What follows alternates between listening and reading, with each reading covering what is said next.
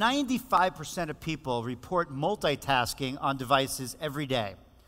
And the data would suggest that around a third of your day is involved in simultaneously engaging in multiple streams of information. If you're a young person, it could be up to 7 devices at a time. That's right, 7. So has anyone here heard of FOMO? So FOMO stands for fear of missing out.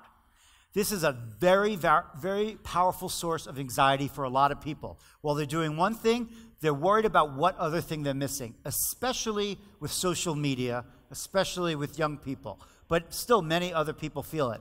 The other type of anxiety is productivity and performance anxiety, that you're working on this one thing, but there's something else that you should be working on. That also is a very powerful source. So these two very uniquely human factors have decreased the resource intake curve and thus drive the optimal time and source less. Make sense? You get less value, you feel less value of remaining in a source. But something else very powerful has occurred on the other side, and that is the increased accessibility to new sources of information. So now, when you read an article, there's lots of links to get you to new information sources. When you read a book, you didn't have that option. Now your phone sits in your pocket. You don't have to wait to get home to go onto a computer or go into an encyclopedia. You have multiple screens. You have tab browsing. Everything in technology has been designed to increase the accessibility of that next source. What that has done is decrease the expected transit time, which also drives the optimal time to switch earlier. So these two factors have led us to just switch frantically between sources. One example that I always give that I feel quite powerfully is the burden of multitasking when you try. Tell me if anyone else has tried this. You're on a conference call and you think, maybe you could check email at the same time. I know you might feel guilty admitting that. Has anyone actually tried to do that? Okay. I believe you all have tried to do that.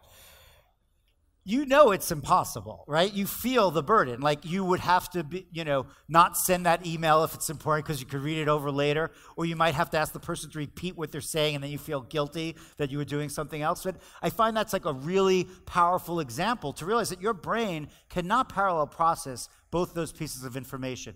You're switching between them and you have a degradation in performance. You're not even aware that this switch is occurring. To you, you feel like you're multitasking, but you're not. You're switching, and that's where the degradation occurs. When I first started researching this and thinking about a book on this topic, there were definitely a lot of reports about people putting on their resumes, I'm a good multitasker, or people asking in interviews, how are you at multitasking?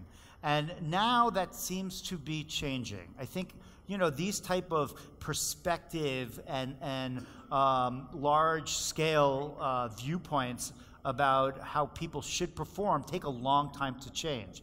But I think that is shifting. It's certainly shifting in San Francisco. I definitely see that a lot, that you realize that some people should be given the opportunity to work on one thing throughout the day, and that you'll get more productivity as a leader. They'll have a more favorable experience in terms of their stress, their anxiety, their own quality, their own performance, if they're given that capability. And so I think at some point you might be bragging at how good you are at doing one thing really well.